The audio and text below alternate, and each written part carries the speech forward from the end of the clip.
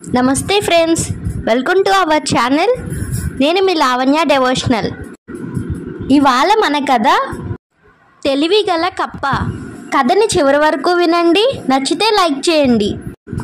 ఈ కథ పైన మీ విలువైన స్పందనని కామెంట్ రూపంలో తెలియజేయండి. కొత్తవారు ఎవరైనా చూస్తున్నట్లయితే మన ఛానల్ని సబ్స్క్రైబ్ చేసుకోండి. ఒక సంవత్సరం వర్షాలు కురవక వేసవి కాలం వచ్చేసరికి బావులు, చెరువులు, కాలువలు బాగా ఎండిపోయాయి. సుద్ది, బుద్ధి అనే 2 కప్పలు నీటి కోసం వెతుకుతూ బయలుదేరాయి.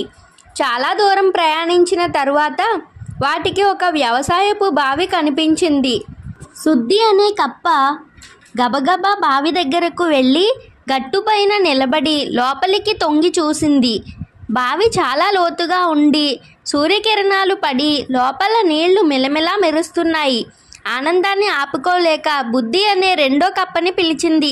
చూడు మిత్రమా, ఈ బావిలో ఎన్ని నీళ్లున్నాయో అన్నది సంతోషంతో. బుద్ధి అనే 2వ కప్ప కూడా బావి వద్దకు వెళ్ళి తొంగి చూసింది.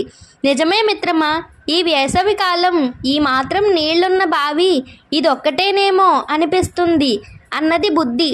మనం బతికినంతకాలం మనకు నీటి లోటు ఉండదు, పద లోపలికి దూకేద్దాం ఆత్రంగా అంది సుద్ది అనే కప్ప.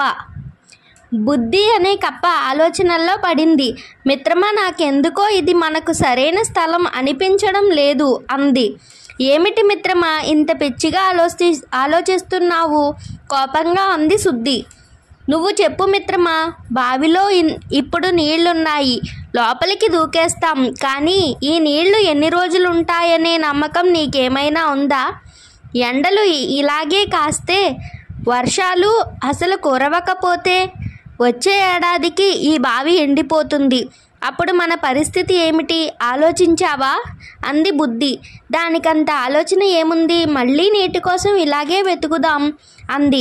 తప్పకుండా బయలుదేరవచ్చు, కానీ నీరు ఎండిపోయిన తరువాత ఇంత లోతులో ఉన్న బావిలో నుండి మనము ఏ విధంగా పైకి రాగలం చెప్పు మిత్రమా అని నవ్వుతూ ప్రశ్నించింది బుద్ధి. అప్పుడు అర్థమైంది సుద్దికి. మిత్రమా, నీ దూరపు ఆలోచనకు ధన్యవాదాలు. నీలాంటి మంచి మిత్రుడు దొరుకుట నా అదృష్టం అంది సుద్ది. ఇదండి ఈరోజు కథ. ఈ కథ మీకు నచ్చిందా ఫ్రెండ్స్? మీకు ఈ కథ నచ్చినట్లయితే ప్లీజ్ లైక్ చేయండి అండ్ మన ఛానల్ని సబ్స్క్రైబ్ చేసుకోండి.